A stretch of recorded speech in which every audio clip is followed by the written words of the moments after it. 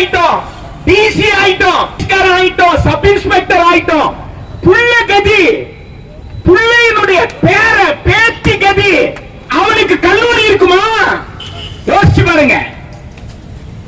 District collector ஆயிட்டோம், IAS ஆயிட்டோம், DRO ஆகிட்டோம், ஆர்பி ஆயிட்டோம். எல்லாம் மகிழ்ச்சி தான். உன் புள்ள, உன் பேரன் கதி என்ன? உன் புள்ள கதி என்ன? உன் பேரன் கதி என்ன? ஒழுங்கா சம்பாதிச்சா அவனை பார்த்து கேட்கிறேன், எல்லாரும் கேட்கிறேன்.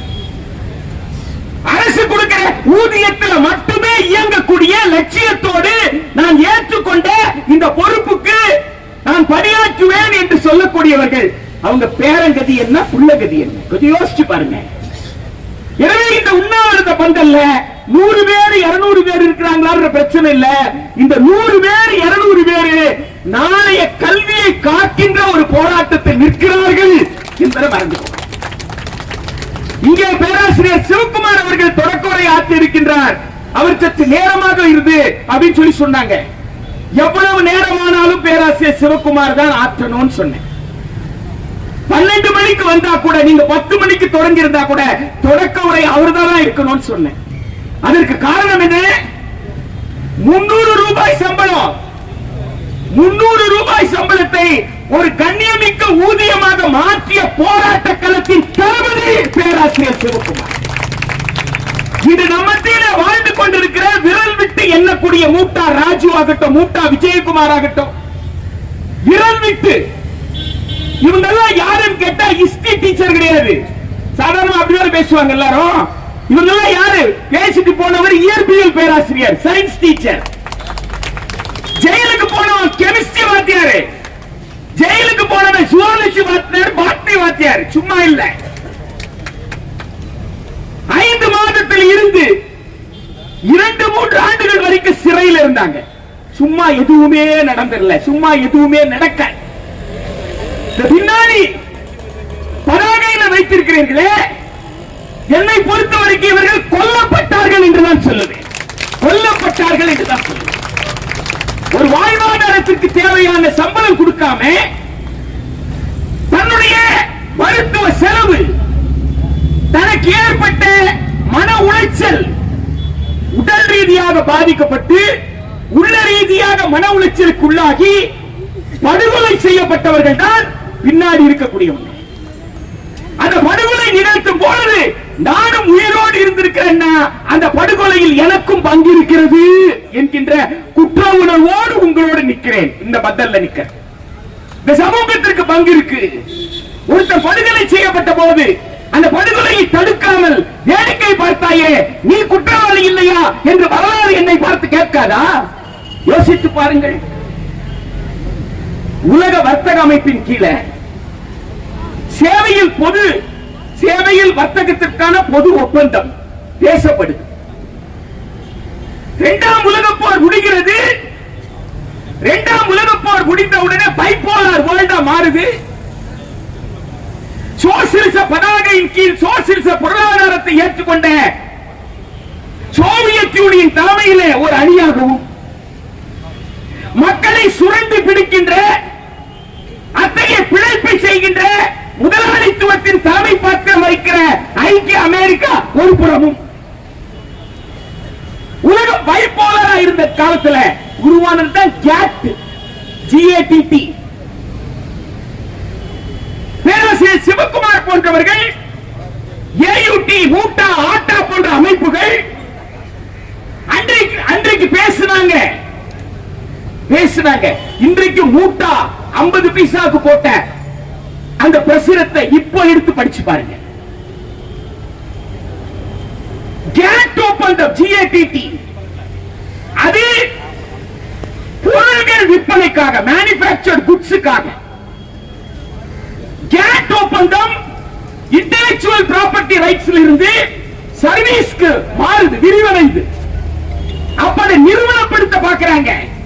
அப்படி நிறுவனப்படுத்தும் பொழுதுதான் WTO உருவாகுது.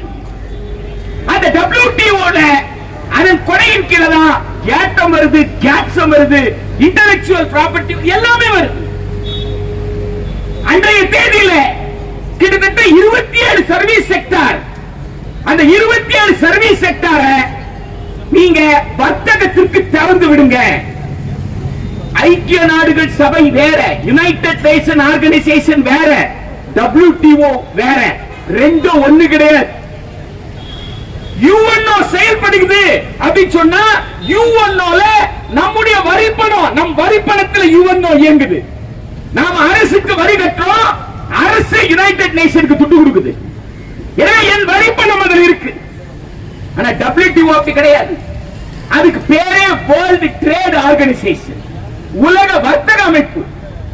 முதலாளிகள் கூடுவார்கள், அரசின் பிரதிநிதியாக, அதாவது 140 கோடி மக்களின் பிரதிநிதியாக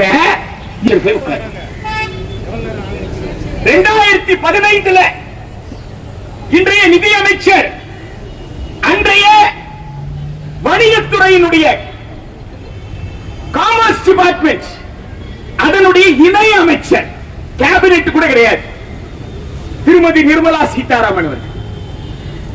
அந்த மினிஸ்டர் ஃபார் ஸ்டேட், ராஜாங்க அமைச்சர், அந்த ராஜாங்க அமைச்சர் தான், மினிஸ்டர் ஃபார் ஸ்டேட் தான் 2015 நைரோபி நடந்த WTO கேட்ச் பேச்சுவார்த்தைக்கு போனாங்க.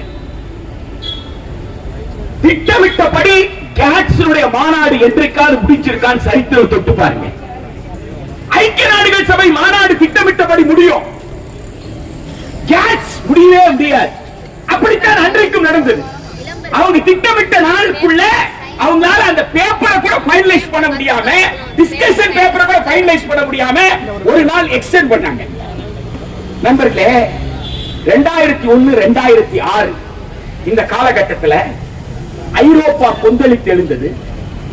அமெரிக்காவில் இருக்கிற பல்கலைக்கழகங்கள், பல்கலைக்கழக பேராசிரியர்கள் கொந்தளித்து எழுந்தார்கள். ஐரோப்பா கொந்தளித்து எழுந்தது. நண்பர்களே, நாம் எல்லோரும் என்ன நினைக்கிறோம்னா, அமெரிக்கா நம் எல்லோரையும் விழுந்துகிறது சொல்லிதானே பேசுவோம். அமெரிக்க ஏகாதிபத்தியம் என்னை சுரண்டுதுன்னு பேசுவோம். ஐக்கிய அமெரிக்காவில், யுனைடெட் ஸ்டேட்ஸ் ஆஃப் அமெரிக்காவில் இருக்கிற பேராசிரியர்கள் எல்லோரும் இணைந்து, ஐயா WTO கீழே கல்வியை பேசாதேன்னு அலறனா. யோசிச்சு பாருங்க. ஏண்டா, என்னை சுரண்ட நாட்டில் உட்கார்ந்துட்டு இருக்கிற, உலகத்தையே சுரண்ட ஒரு நாட்டினுடைய நிர்வாகத்தின் கீழே இருக்கிற நீ ஏண்டா அலறான் நமக்கு தோணும். நீ எதுக்கு அலறானே? ஜாயிண்ட் டிக்ளரேஷன், இப்ப கூட போய் கூகுள்ல எடுங்க, அந்த டாக்குமெண்ட் கிடைக்கும். Joint declaration. இதெல்லாம் எதுக்குன்னு கேட்டா, நம்ம மாண்புமிகு தமிழ்நாட்டு முதலமைச்சர் அவர்கள் சில நாட்களுக்கு முன்னாடி இந்தியாவின் மிகப்பெரிய பொருளாதார நிபுணர்கள் எல்லாம் வைத்து திட்டக்குழுல பேசியிருக்கிறார். என்ன பேசியிருக்கிறாருன்னா, நான் நல்லா ஆட்சி பண்ணிட்டு இருக்கிறேன், என்ன புகழ்ந்தா மட்டும் பத்தாது, நான் இன்னும் எப்படி நல்லா நிர்வாகம் செய்யணும்னு சொல்லுங்கன்னு சொல்லியிருக்கிறேன். அப்போ நல்லா நிர்வாகம் செய்யுங்கன்னு சொல்லுங்க, அதுக்கு ஆலோசனை கொடுங்க கேட்கிறாருல்ல. கேட்கிற ஆலோசனை கொடுக்கிற பொறுப்பு வாக்களித்த எனக்கு உரிமை இருக்கா இல்லையா? இறையாண்மை பெற்ற இந்திய குடிமக்கள் தான். இறையான் என்னிடம் இருந்துதான், என் வாக்குச்சீட்டில் இருந்துதான், ஒவ்வொரு இந்திய குடிமக்களுடைய வாக்குச்சீட்டில் இருந்துதான் இறையாண்மை அவர்கள் தேர்ந்தெடுக்கும் பிரதிநிதி மூலமாக அரசுக்கு செல்கிறது. அப்படிதான் சட்டப்பேரவைக்கு இறையாண்மை, அப்படிதான் நாடாளுமன்றத்துக்கு இறையாண்மை. நாடாளுமன்றத்திற்கோ சட்டமன்றத்திற்கோ எங்கிருந்து இறையாண்மை வந்து விடவில்லை, மக்களிடம் இருந்து வருகிறது. எனவே இறையாண்மை கொண்ட மக்கள் வாக்கு அளித்து விட்டு இருக்கிற வாக்காளர்கள் அல்ல. நான் எதற்காக வாக்களித்தேனோ அந்த கொள்கையை நிறைவேற்றி என்று கோரி தெருவுக்கு வந்து போராடுறதுதான் இறையாண்மை கொண்ட மக்கள்.